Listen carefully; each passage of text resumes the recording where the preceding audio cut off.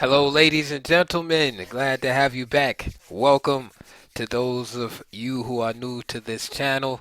This is the premier chess channel on YouTube. I don't care what anybody else says. We got over 490 educational chess videos, just totally free from someone who absolutely loves the game of chess, and I hope I can share my enthusiasm with you. All right, today we're starting a new series that is going to be included um, uh, on a playlist, and what we are looking at today is the Chigorin's defense according to Alexander Morozevich. Now, in 2007, Alexander Morozevich wrote a book actually on the system called the Chigorin Defense, according to Morozevich. Now, we won't be following those games, but what we are doing in this video series is we are going to be looking at only the games played by Alexander Morozevich throughout his entire career from the black side of the Chigorin defense. So, in all of these games, Morozevich will have the black pieces. So you see the screen setup from that perspective, and we are showing wins, losses, and draws, and giving just honest commentary on the system. And I hope you enjoy it. I have many other videos, similar themed videos. For example, I have the Albin counter gambit according to Alexander Morozevich. I have a video Magnus Carlsen versus the Trompowsky versus Magnus Carlsen.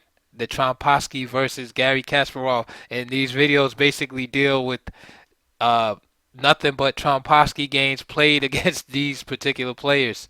So my imagination runs wild sometimes. So there's all kind of videos. I have the Scotch opening versus Vladimir Kramnik.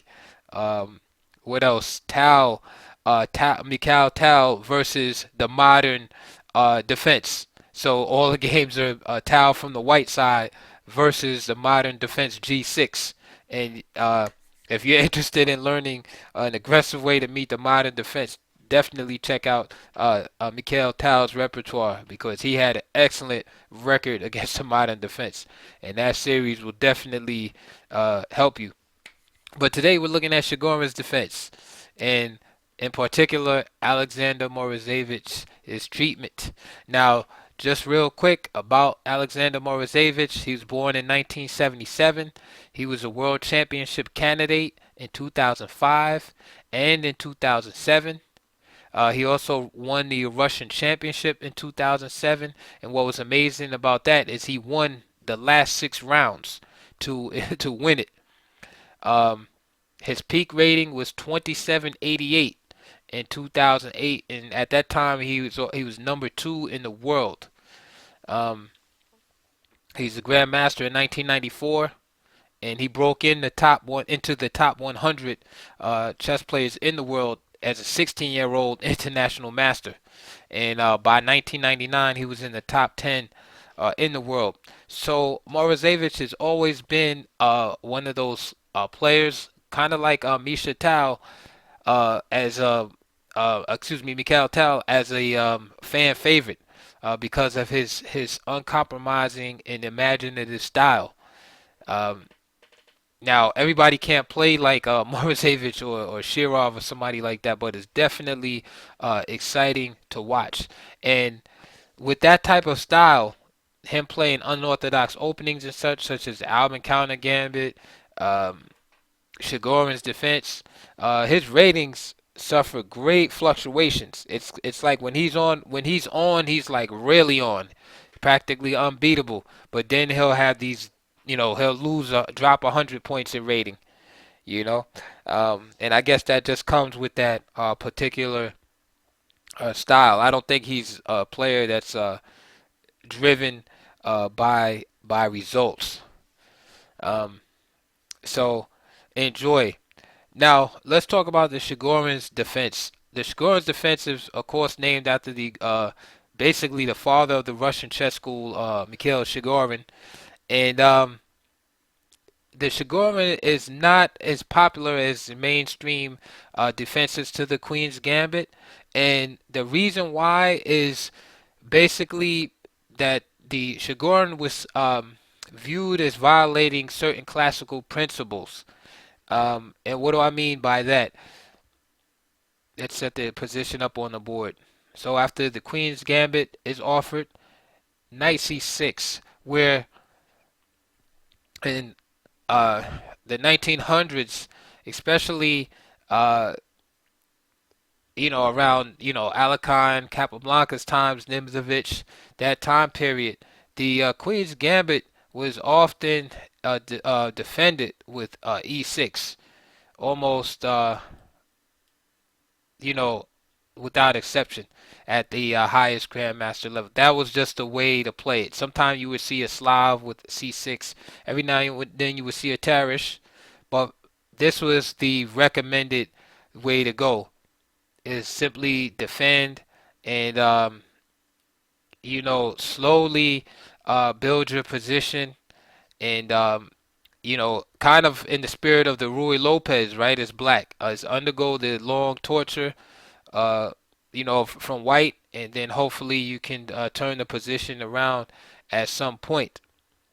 The Chigorin started with the move knight c6, and as you can see, immediate pressure is placed on the position.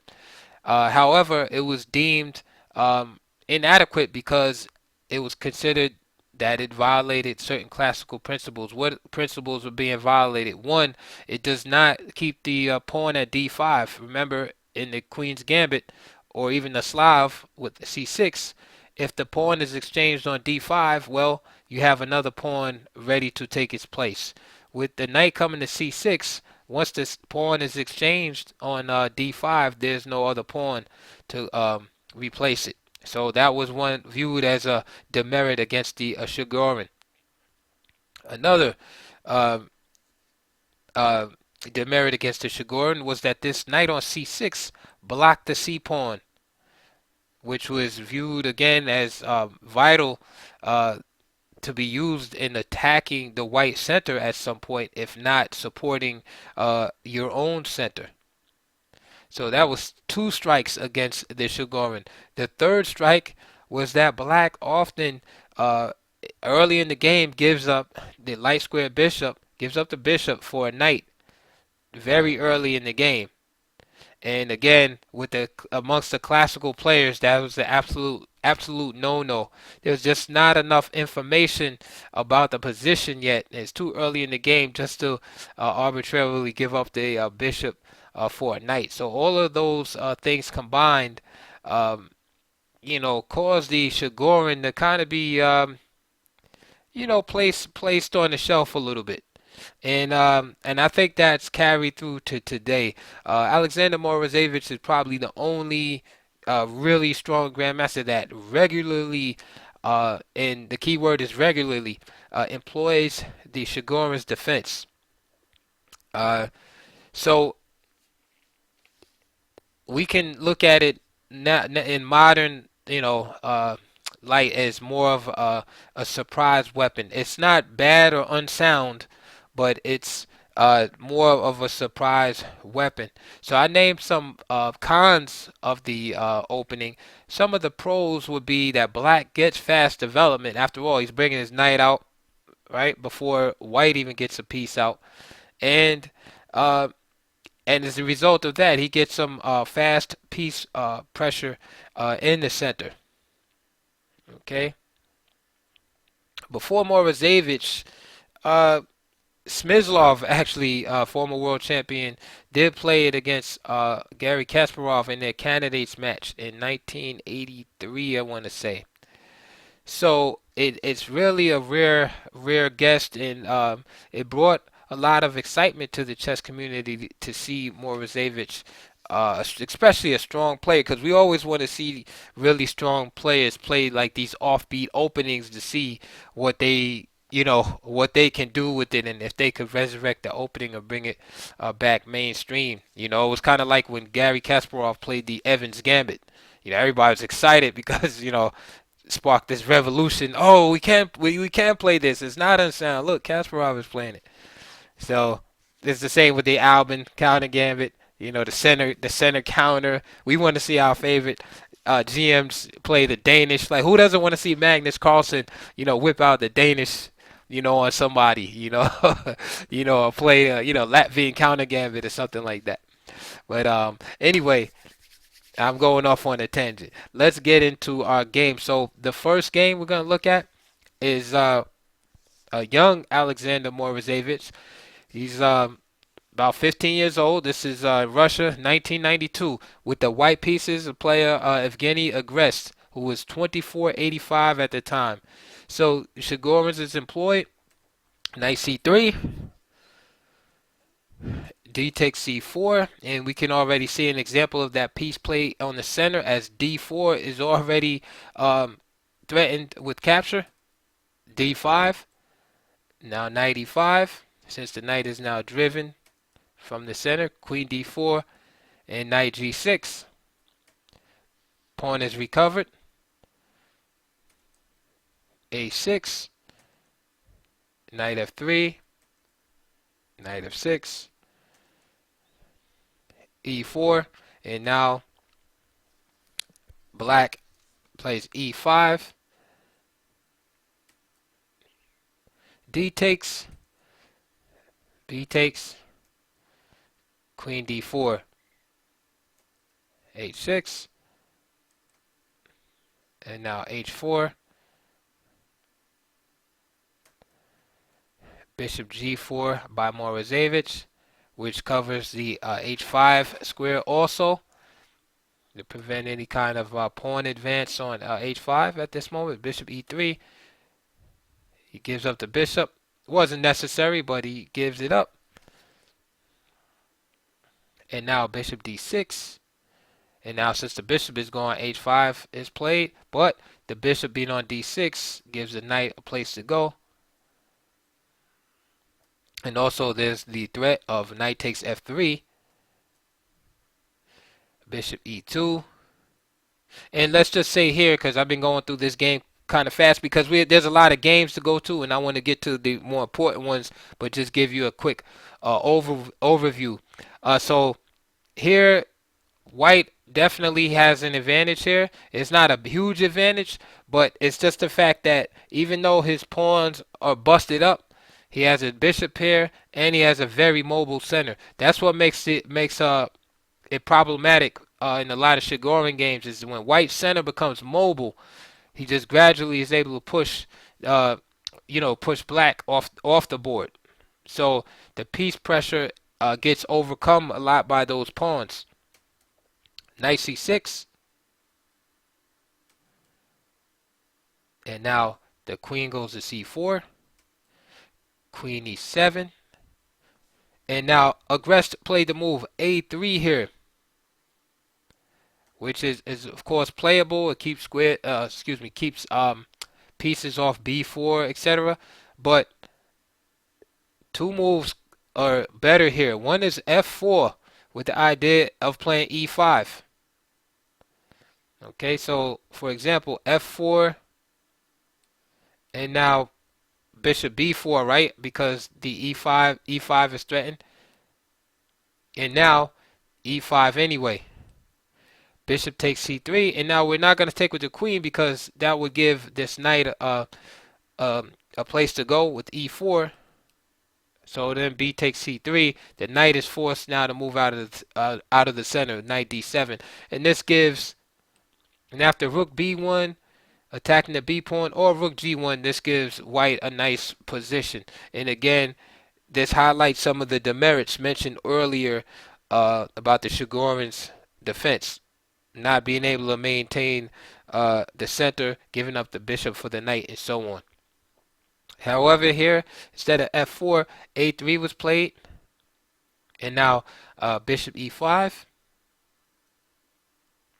Again, white has a good position if he would just, castle queen side or something like that.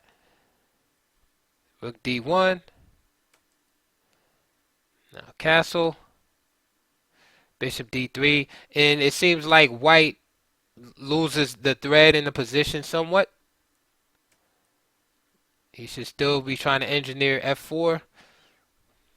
But this gives black enough time to put enough pressure on the center where white can't organize an effective mobilization of the pawns. So knight takes d4, e takes d4, knight d4, and then of course the king is right in the middle of the board. So bishop e4. Morozevich plays c5.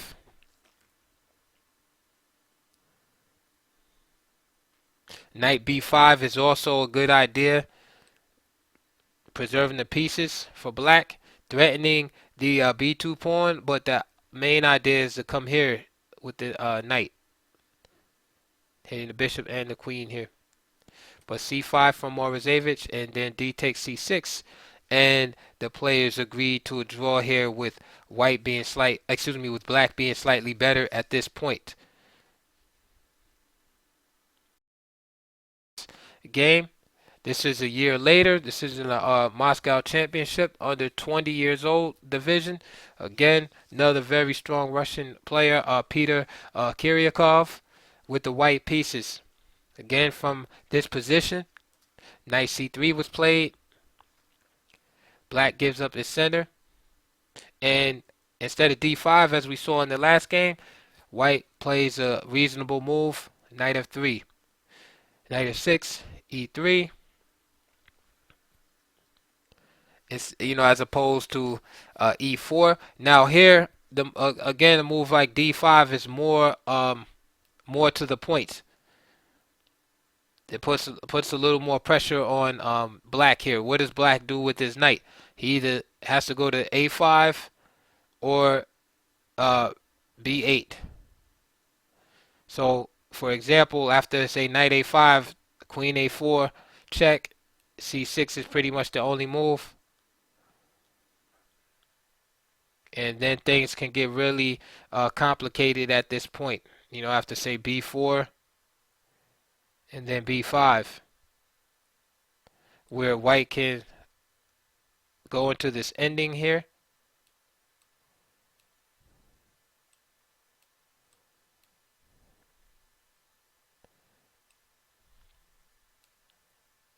And things look pretty murky here. Okay. So white avoids the immediate confrontation and simply wants to recapture the pawn on c4. So e5. So immediate pressure on the center. d5, and now this e5 also it looks like a gambit, but it's a very common theme in these openings, especially when you have the queens opposed.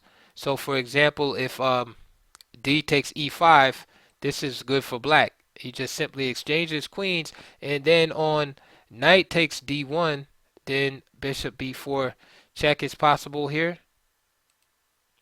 Or you could play knight g4 here and recover this pawn after bishop takes c4 and knight g takes e5, and you have just a good quality game for black. So d5 is played. Now knight e7. Again, with the same idea in mind, e4 is also possible. So d takes, for instance, d takes c6, queen takes, king takes, e takes. And you have a very interesting and murky position, but I think black is fine here. Of course, keeping an eye on those pawns, but he should be okay. Knight e7 instead, bishop takes c4. And now knight g6 from Morozevich. h4, again common theme. knocking the pieces around. Bishop d6. There's h5. The knight must retreat. And this is, again, um, an example of when things could go wrong in the Chigorin. You see black's pieces knocked out of the center, and it's hard to find reasonable squares now. h6. G takes. Bishop b5 check. Bishop d7. Queen b3. a6. He trades now here. White is pretty, black is pretty cramped here. So I like the idea of just bishop d3, leaving the cramp. Like I don't want to relieve anything. Instead he takes though. Bishop takes d7. Knight 8 takes d7. e4. b5. And believe it or not, with the position locked like this, black has some breathing room here to recover. But he must be careful of his pawns on the H file. A3, Bishop C5, Knight H4, Rook G8,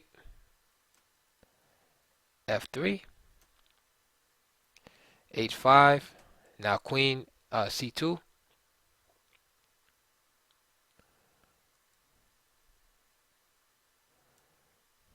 Queen B8 with the idea of going to B6 with the queen. Knight F5. Again, very strong square for white. Queen B6. Now Bishop H6. Rook D1. B4. Nice move by Morozevich. And now getting rid of that bishop.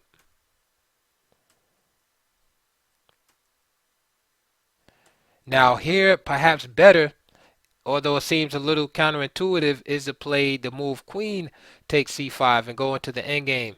And you might say, wow, why would I go into this endgame with all the with the bad pawn structure like this?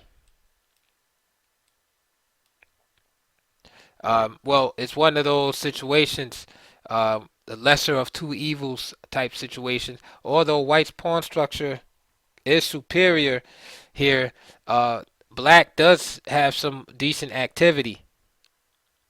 So for example, let's say after king f1, rook can penetrate here to the second rank. Let's say bishop d2, cutting off the threat against this pawn, and knight b3,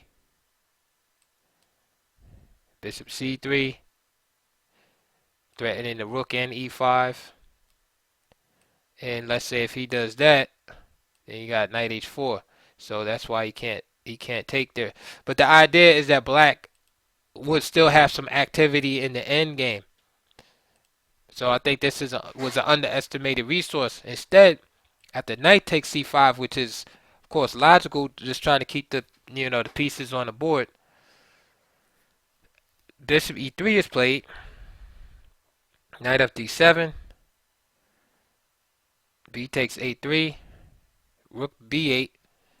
And you can see black is trying to have the same type of activity, but with the queens on the board. So rook takes h5, queen takes a3, and things look a little dangerous here. It's with the occupation of the b file, but after bishop c1, the queen is driven away, and now the endgame is entered.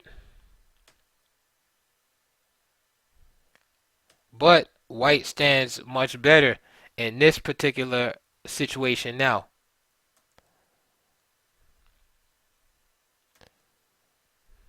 Because white is extremely active. Black is active also, but white is active and has a better pawn structure. And you can see now white is up in material. And white here is just marking time. Perhaps he had to make time control. There's no way he's trying to draw in this situation because he has a huge advantage at this juncture in the game. So the rook gets attacked. 93, and of course, just simplifying, trading off. And one of those pawns for white is going to come marching down the board. Rook f7. Now the knight on h5 is in a lot of distress. King c7, d6 check, king d7, knight f8 check, king e8, and then now it's time for the knight to pay the piper. So, for example, if the knight escapes, then just simply d7 is checkmate. So the only other move he could try to make is either knight f6, which you just capture. Again, notice how knight on f6 guards the d7 square, or a move like rook b7. But again, that would be met by d7 check, and then the rook would have to give itself up. So there we have it. Morozevich lost with the Chigorin's defense in the Moscow Under-20 championship. But you now moving on to St. Petersburg into zonal 1993. Again, we have with the white pieces Evgeny Glazarov, rated 2550, versus the young Morozevich, who is now international master by this time, and is rated 2440. Again, from Chigorin's, we see knight c3, d takes c4, and we can see in these early games the grandmaster's preference for this move, knight c3, just a direct forcing move. So e3, again in the last game we saw knight c3, knight f3, and now this early e5, which is thematic here. Of course, white doesn't want to take on e5. So knight f3, another continuation again is d5. E takes d4, e takes d4, and now black will play against the isolated pawn of white here. So it'll be a matter of basically white now taking up the mantle of piece play and being dynamic, whereby you having open lines, etc., and diagonals, where black will try to defend and drag it out and curtail white's activity and attack and win, hopefully, the isolated pawn in the future. So there you have it, isolated IQP position, right? Isolated queen's pawn position. Knight f6, castles, castles, h3. An important move in these type of positions, want to keep the bishop from settling on g4, and white, having the isolated pawn, wants to stay as free and flexible and active as possible. a3, bishop f5, b4, and this position is pretty equal. Black has good piece play, and this is again a trademark and one of the pros that I mentioned earlier in the Chigorins is the fast development and the piece pressure on the center. So Morozevich had no problem developing here, and he's ready to meet white's activity also. So knight e4, bishop b2, and now knight to g5. White plays knight b5, and now knight takes g5, queen takes g5, threatening mate in one. Queen g4. Endgame is offered by white here, and Moro turns it down for a move. And now rook fe1, and now he goes into this ending right here. Now bishop g6, and now we see a common problem again that we've mentioned earlier is notice how the C pawn is back here, and they're not participating in the defense or maintenance of black center or the attack on the white center. So therefore, many times a white pawn is able to push the black pieces away from the center, and that's what we have here. So knight e5, there goes the bishop here. Knight takes d6, c takes d6, bishop b5, rook e d8, and now black loses a pawn.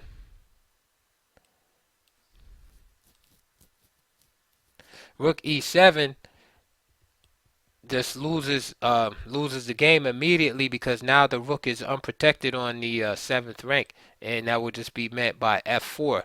The knight would be forced to move, and then the rook would be gone. And if the knight stays, of course, you just capture the knight. This is why the rook e d8, bishop takes e5, d takes, and just dropping the pawn right in the middle of the board is no good. No compensation. Just like we are taught in isolated pawn positions, we take control of the two adjacent files to the isolated pawn. Rook takes, d6, and Morozevich resigned, as there is absolutely no compensation for the pawn deficit. So far, a draw, 2 losses in the Chigorin. Again, this is a young, developing Alexander Morozevich. And his position wasn't too bad. At this point, the position is pretty equal at this point. So he just he just messed up later on. He basically was outplayed by, stronger GM, at the time. Our next match is at the same tournament. That was the St. Petersburg Interzonal, right? That was round 1.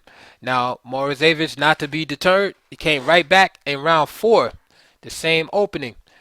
And with the white pieces, his grandmaster Alexander Golden, 25-45. Again, Alexander Morozevich at this time, international master, 24-40. Again, knight c3 line, d takes c4, d5. Okay, just putting the question right to Morozevich about that knight. Queen d4, knight g6. And there's e4. And we see e5 here right away. And white recovers the pawn. So we see white with his pawn center. And only piece that's kind of awkward is the queen at this point. But white has pretty much what he wants. And black is going to try to prove that center is just the strong center, just a myth.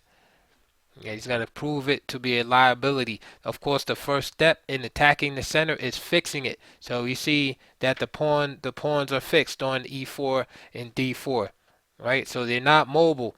And we have to ask ourselves about the cramping effect. The cramping effect can be annoying, but if black is able to work his pieces around the influence of the those pawns, then those pawns aren't doing anything. So for instance, e6 and f5 are important squares for black, and c6 also. So but if he can work around those squares, then he'll be just fine. So this is where the battle rages. The pawns are fixed right now, but they're exerting a cramping influence on the black position. Knight f3, knight c6, knight f6, h4. Again, common moves. The center is blocked, so play transfers to the flanks naturally. h6, h5, knight e7.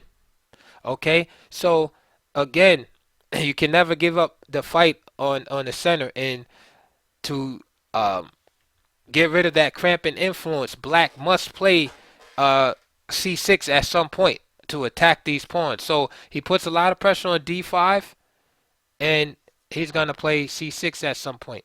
Bishop e3, castle, bishop e2, a6, knight d2, and there it is, c6. Okay, this is a victory for black strategy because he uh, provoked white. He caused white to give up the his strong point on d5. He doesn't want to do that. Okay, so better is probably the try to maintain it. Queen b3 or something like that. Okay, and then black would have ideas of playing b5 and then b4, right? Knocking. Let's just do it. The idea is to push the knight away from the defense of this square. Right? Still fighting for the center. Knight a4 and c takes d5.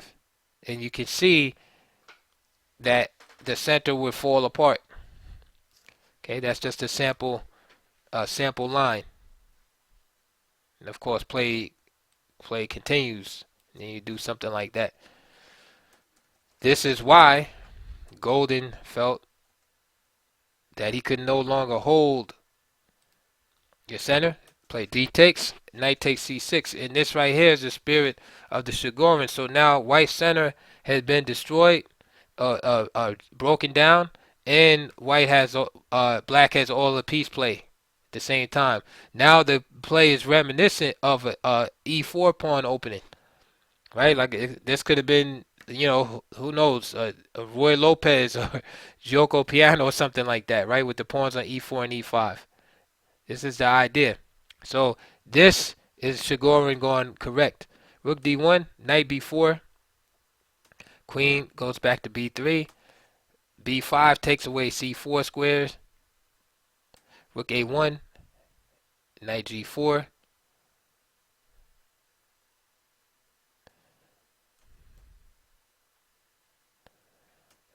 knight f1, there goes the bishop here, knight takes, and now bishop c5, castle, bishop e6,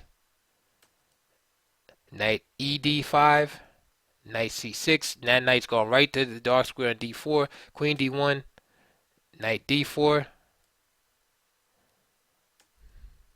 rook c1 now, queen g5, knight to e3, rook a c8, and I love the coordination of the black pieces. It's just an aesthetically pleasing quality. He's now driven white back. Common sense move, rook fd8. Queen is right there on d3 after all. Knight cd5 again, and of course undermining f5. And black is just in the driver's seat at this point.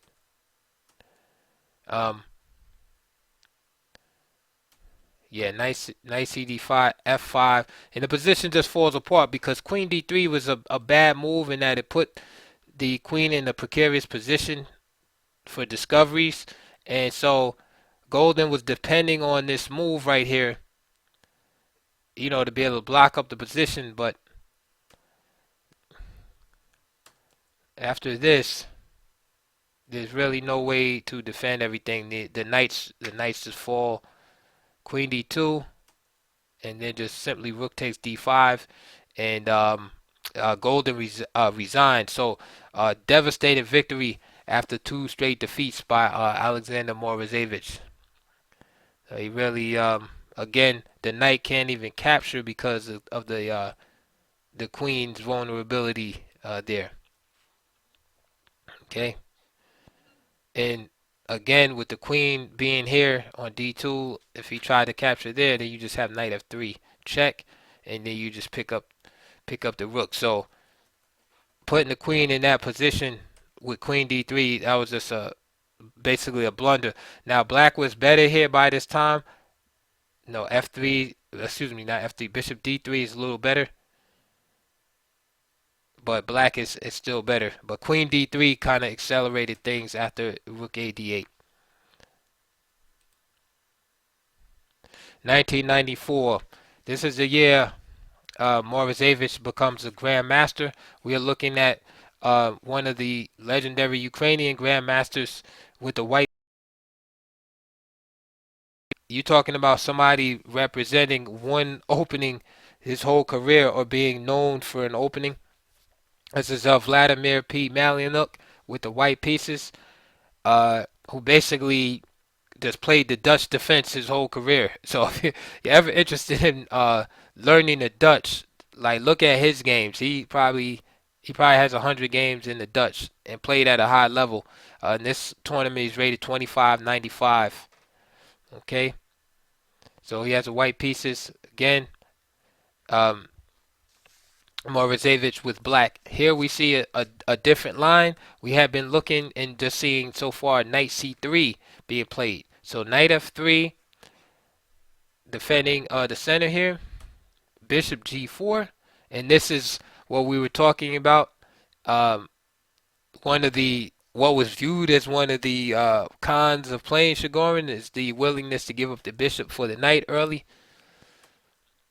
G takes f3, common, because for the deficit in pawn structure, white comes out with the two bishops and reinforces the center. The white center has great potential and can become very strong.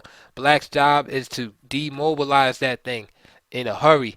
Demobilize it, attack it, and dismantle it. Because if you don't, that center, all those pawns in the center will roll over Black's position. See Kasparov versus Ivanchuk, I believe. I'm just going off the top of my head, but I think those games were 90, 95 or something like that. Kasparov with the white pieces. Ivanchuk playing the Chigorin. But in this game, so after G takes F3, E6, Knight C3, and Bishop B4. Again, trademark of the Chigorin is piece play. We see the pieces just coming out freely. A3. Morozevich says, who cares about the bishop here? You know, he's going his own way, you know. Knight G E7. Rook B1, Rook B8.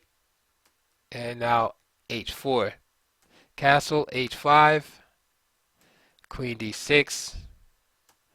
And now H6 is meant by G6. And this is an interesting position here. Black's position is very, his pawn structure is very good, for an end game. But White has a lot of dynamic potential as far as like attacking possibilities, expansion in the center with his pawns and so forth, and plus, of course, having the bishop here. E4, interesting because the king is right in the right on E1. The boldness to play E4. Bishop H3, and that's what I'm talking about. The bishop here can be very annoying. F5 by Morozevich. Castle. And now Queen F6. And now we see some move in the center by White. E takes D5. Knight takes D5. Queen C4 protecting C3. Rook BD8. And remember, Black's job is to first demobilize the pawns and attack them. And you can see what's going on here. Knight on D5 and combined with White's queen on C4 halts the D and C pawns in their tracks. And then the F pawns are just bad at this point. So already something is going a little bit awry in White's opening here, although he's not losing. Rook B5, trying to break the bind on the position here.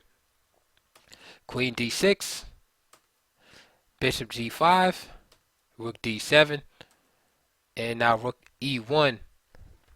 Okay, so we see a struggle here for the open files for White to try to break the hold on the D5 square because he wants to mobilize. He wants his pawns to be mobile.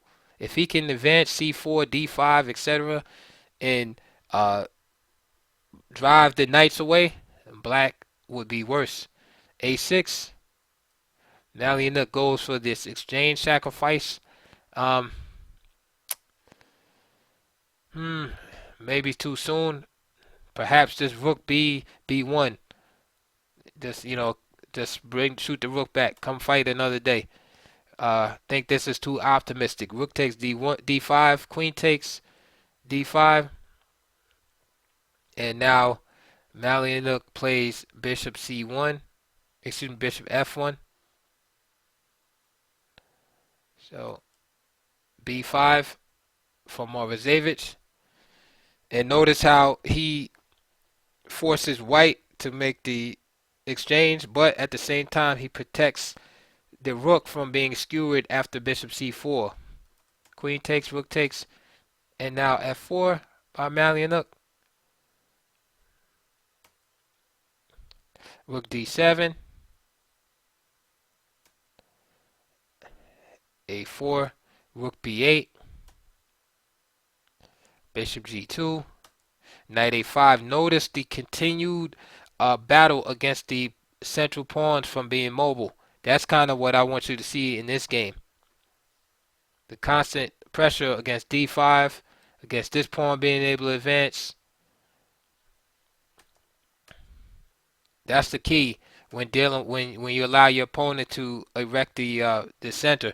When you give up the center, you're not really giving up the center. It's just a term that's used to denote the absence of pawns, a pawn presence in the center. But you never give up the center because you will lose if you gave up the center, right? You can allow your opponent to occupy the center. That doesn't mean you gave up the center, right? You can occupy the center with pawns, but if you're attacking with piece influence, you're not giving up the center. You're just attacking the center in a different way. And if you notice, those pawns can't really do anything. Great move by Morozevich. Remember, the pawns are fixed, and now you attack them. So he hits with b5. This is like the beginning of the end right here. And we can see Morozevich coming into his form as a grandmaster. I forgot to tell you too, by this time Morozevich is rated almost 2600 by this time. So now we can say what center, right? We saw this big center at the beginning, and it's all gone. And black is up a pawn now. Of course, black is now trying to consolidate, and all white can do now is hope that the bishop pair can save him. Moro gives up the exchange. And I'll just go through the rest of these moves quickly as Morozevich converted this ending, this 3-1 ending. Now 2-1. And after he drives the king back, it's all she wrote. So this is Malaniuk had resigned at this point. Just to give a quick example, play could go king h2. And let's say rook d3, for example, and let's say rook b4. Then you just simply play g3 here. Check and driving the king back more, and then escorting that pawn.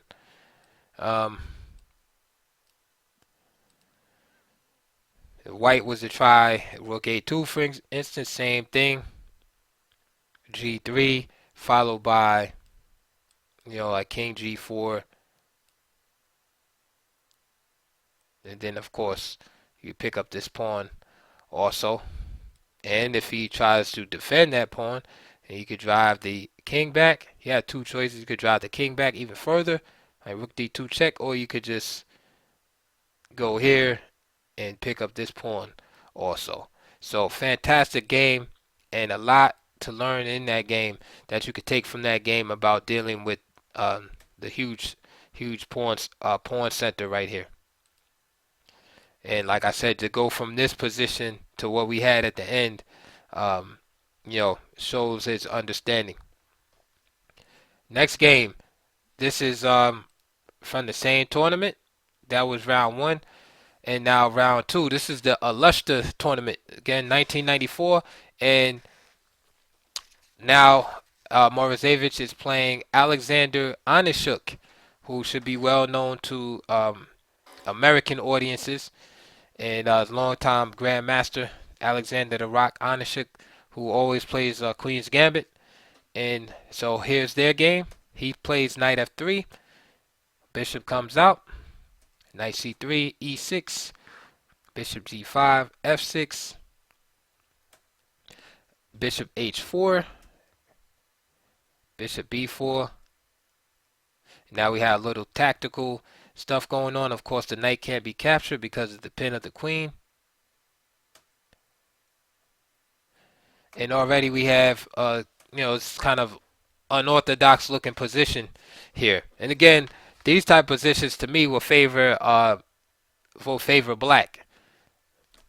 Just the psychological aspect is that you're like in a weird position that you probably would be more familiar with than the white player. So f takes g4, trade, check. Knight h6 for Morozevich, h3, and now f takes e5,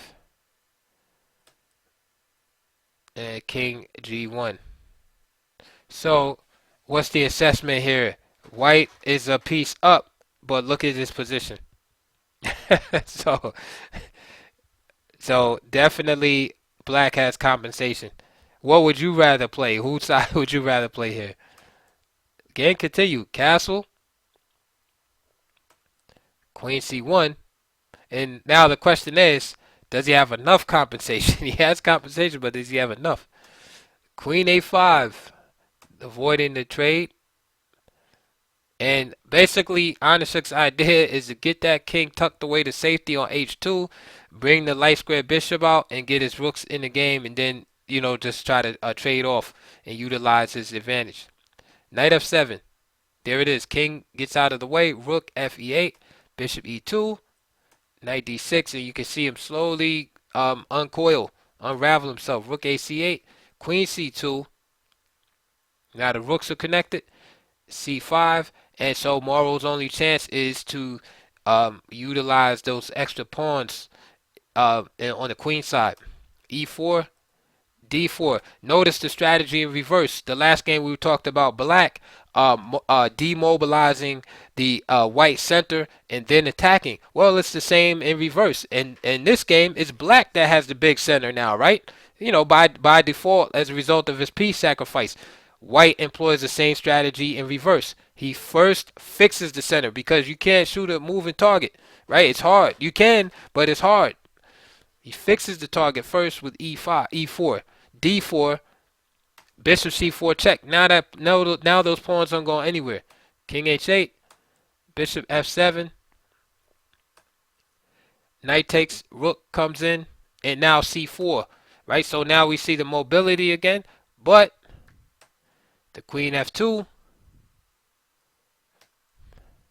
queen a6, and then there's a tactical blow here. If you want to pause the video, you could try to figure out what Onischuk did to win this game and cause Morozevich to resign right here on the spot.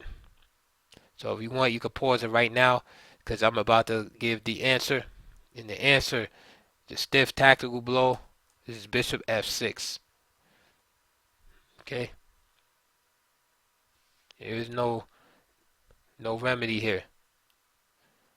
If g takes f6, then you either have queen h4, which wins, or just queen f5. There's no answers for black in that position. So devastating defeat for Morozevich there. Interesting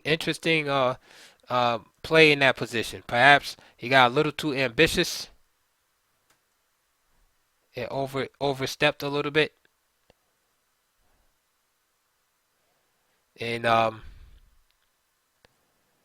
this allowed Onischuk to grasp the initiative. And once he did that, he did not hold back.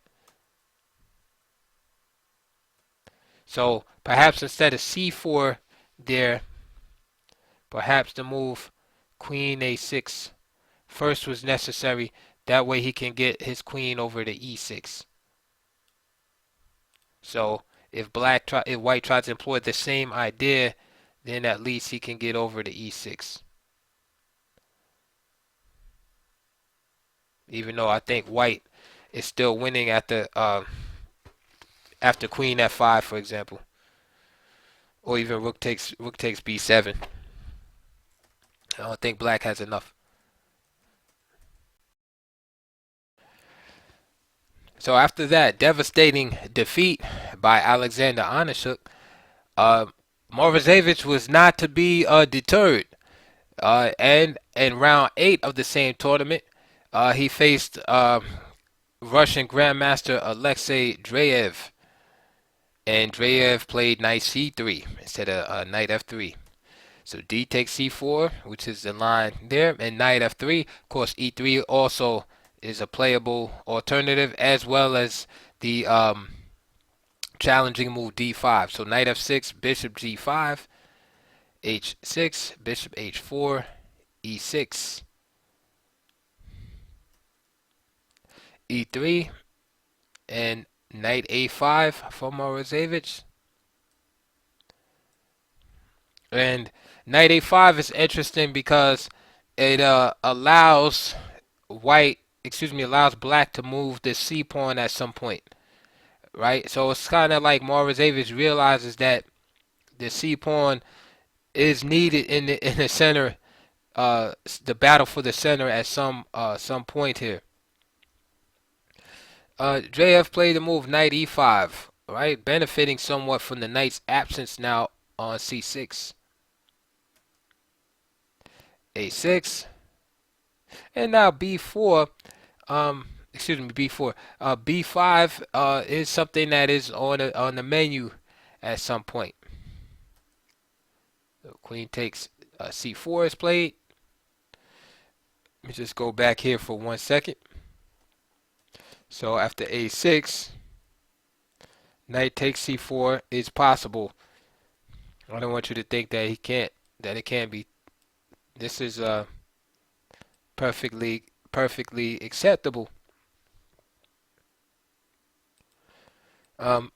Instead, queen a4 check is played, c6, and now we see knight takes c4 here with the double attack on the knight on a5. Morozevich is glad to get rid of that knight. Queen takes c4, queen b6, castle by Dreev, bishop d7, and e4, and you can see again one of the themes in the opening, especially for white, is this movement, mobilization, if you will, of the central pawns. Queen a5, and now queen b3, b5, e5, knight d5, and we can see here now the pawns are fixed, right, and therefore they're ripe for attack. All right, so you see a transfer of advantages here. Dreev advanced his pawn, and so you might say, well, what's the advantage there? He's just giving up the d5 square. The advantage in these type of structures for the player with the pawns in the center is that he gains space in that area where he advanced the pawn. So in this case, he has more space on the king side.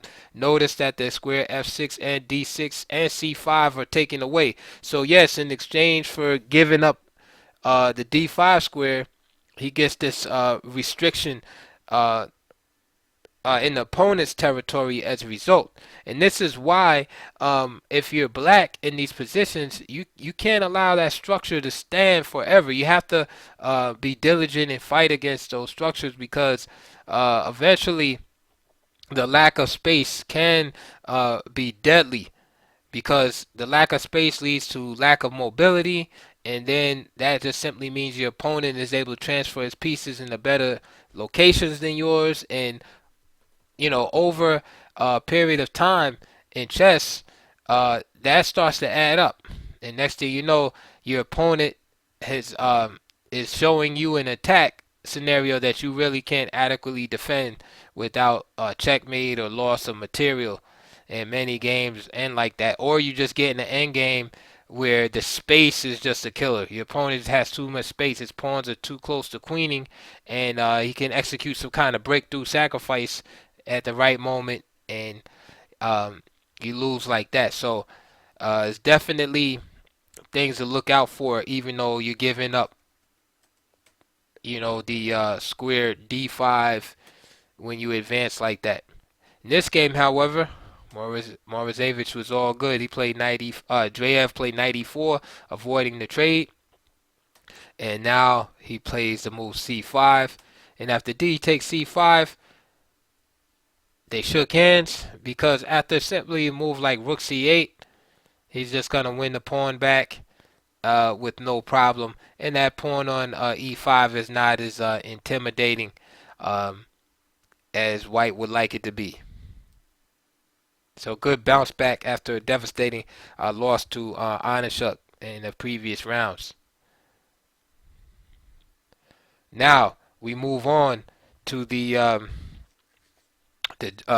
famous tournament in 1994. This is the PCA Intel Grand Prix round one. With the white pieces is none other than former world championship candidate Victor the Terrible Korchnoi.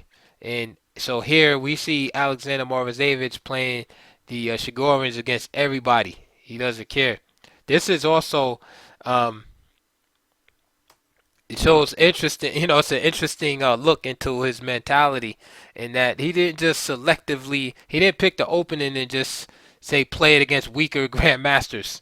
He played it against everybody. He believed in the system. He believed in what he felt about the Chigorin, and he wasn't afraid and just played it.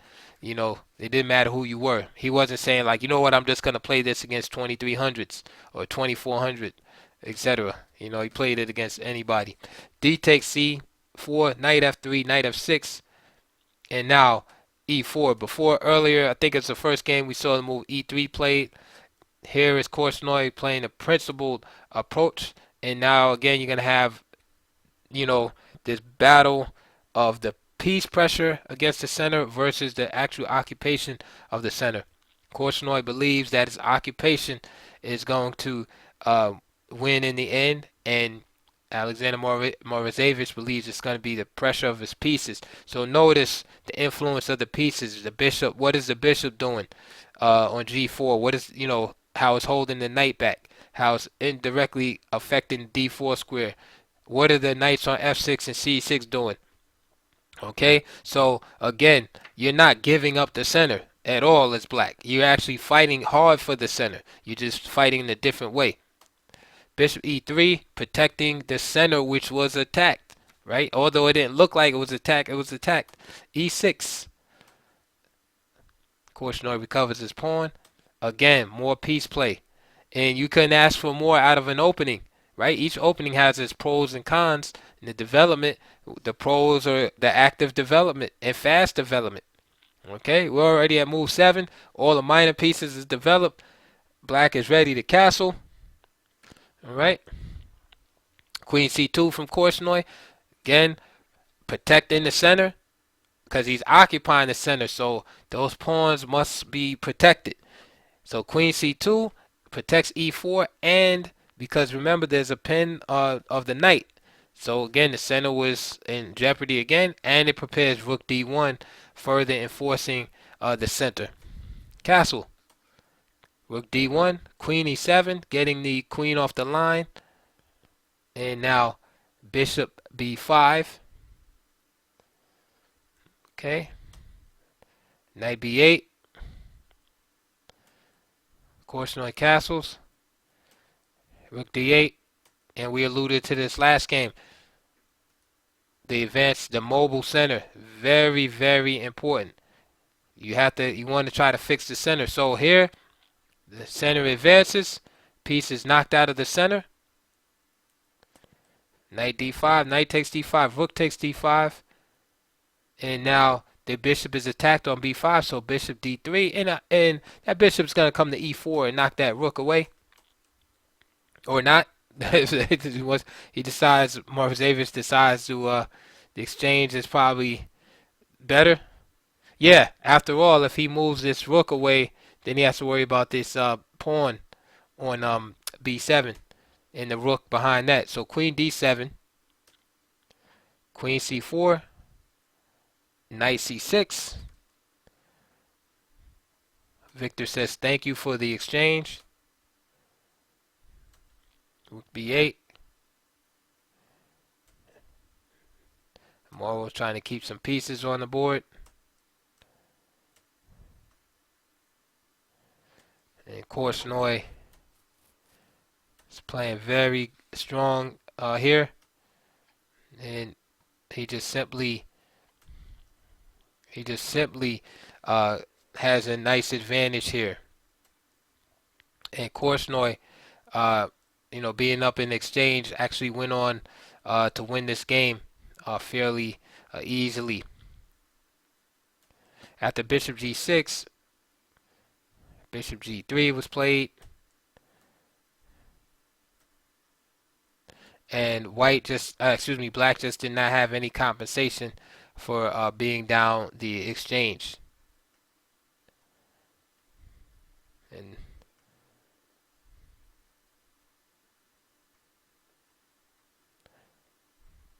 so we can see Morozevich ran into great difficulties versus strong grandmaster, still a strong grandmaster at the time in 1994, and Victor Korchnoi, who was rated 26-15 at the time. And we just see the pressure just being built up in the position, all of this pressure on G7. And with all that pressure like that, it's really hard for Morozevich to counterattack or try to be active or anything for that matter. Idea is real simple here. Of course, if G takes, then just simply Rook takes F5, or simplifying, Queen takes F5. So it's Korchnoi just putting a squeeze down real hard, undermining the defense of that bishop. And this game was just absolutely brutal. And at the 62 moves of just torture, Morozevich resigned. So that was like one of his first games against the like real big dogs of chess against Korchnoi. Korchnoi just like gave him the old school, 1950s beat down. With the suit on. You know what I mean? Just just classically. Classical approach to the center. A beautiful game, in my opinion, from White. Just classical approach in the center. Advanced at the right time, right? Just, didn't push too early. Just build up his position. Castled. I mean, this is what they say in all the textbooks, right? E4, D4, knights to F3, C3, castle right away. And it's like, if you look at this position, it's just like perfect. And after Rook D8, we see the advance. And then just like that, it's just like there's no, just like that, there's like no help for Black in this position. So let's go on to our next. Now we move forward to the Moscow Olympiad 1994. This is round 5. And with the white pieces, another legendary grandmaster. I think he was number 3 at the high point of his career. Jan Timman was rated 26-35 with the white pieces. Again, he prefers knight c3, d takes e4, knight f3, knight f6, e3, e5 for Morozevich. B takes c4, E takes d4, E takes d4. And forgive me if I'm flying through the opening because there's a lot of games, and then some of these lines are repetitive. You start getting the hang of it after a while, and I don't want to bog down the the lesson. Going into detail on every single game, especially when a lot of the positions are similar. So h3. Again, you see that isolated pawn position we talked about a few games ago. And Black has free piece placement. That's one of the benefits this opening. So he doesn't have any problem. In other words, he can meet White's isolated pawn activity with piece activity of his own. D5. There's the advance in the center. Not a big deal for Morozevich. He handles that. Rook f8. Bishop d4. Knight takes f3, queen takes f3, rook takes, and we see this wholesale exchange of pieces. Bishop takes f6, g takes, queen takes, and now even up a pawn. Timman is not able to do much at this point, and the players agreed to a draw here. Okay, as black is just fine here.